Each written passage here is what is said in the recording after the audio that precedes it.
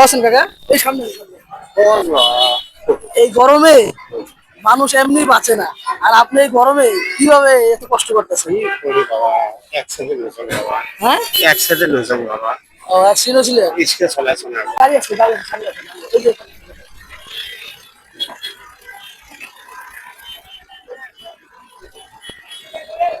এদিকে দেখো, এদিকে দেখো।